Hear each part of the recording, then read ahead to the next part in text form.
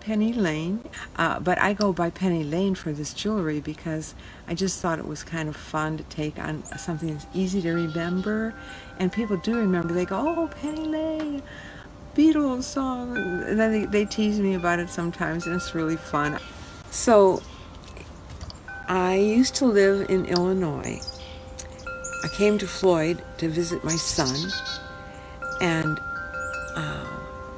I fell in love with Floyd immediately, and I actually just quit my job, and I told my husband, so I told him, when we get to Virginia, I get to be the artist because he used to be an artist, and you get to have a real job.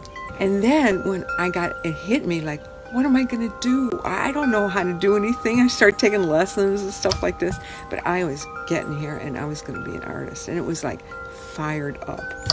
And it was so fun to want something like that and think and know I could go after it, you know. And so that's what happened, though. I was like, what am I going to do? And I was obsessed with the idea that I had to find something different, because here I was middle-aged by then.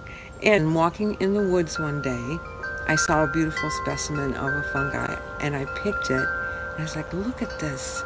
He was there at the time. I said, this could be an earring. He was like, maybe. And I was like, yeah.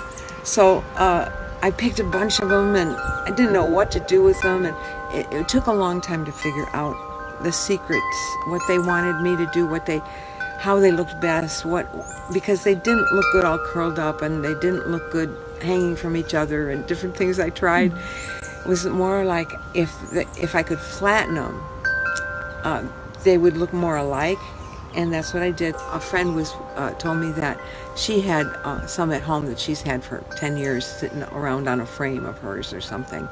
So I knew they would last. I knew they would hold up. I didn't know how long, but 10 years. But they're like wood. When you pick them fresh, they'll stay like that. They become stable, kind of like wood. So this is an earring shape. It's kind of a small earring.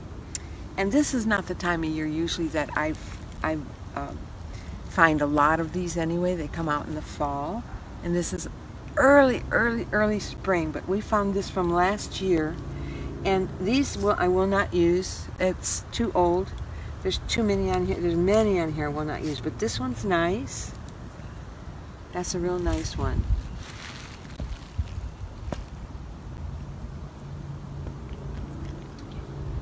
And this one looks like a butterfly wing.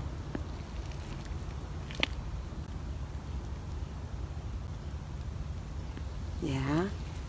And there's a few here that I picked the other day. Now you can see they dried up a little bit already.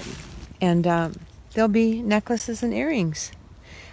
These white ones, I usually color them because people don't usually like just the plain white, but who knows, after seeing this, maybe someone will.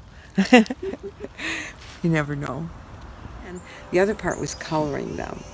I just had a few markers laying around, and I picked up and started coloring, and was like, oh. Well, first I played with food dyes. That didn't work. It was kind of nicer than just plain, but they were very pastel-y.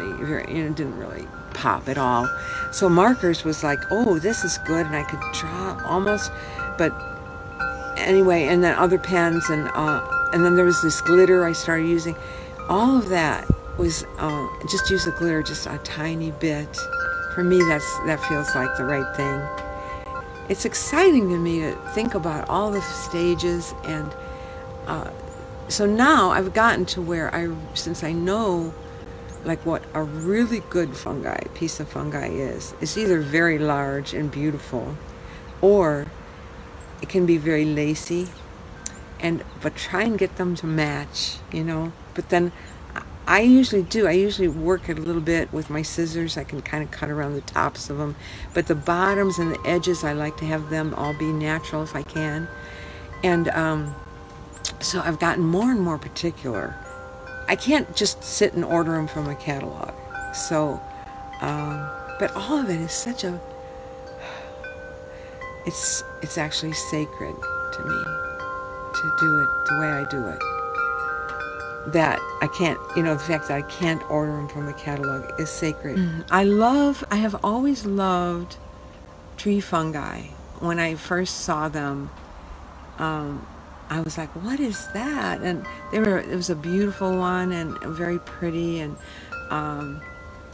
so I'm at the Floyd Farmers Market a lot, starting in May through October, and sometimes November if it's warm enough.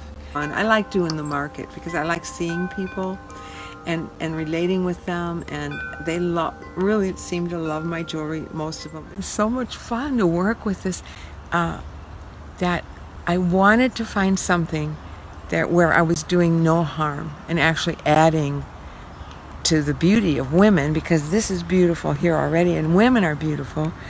And so it's nice, but you have to find just really good ones.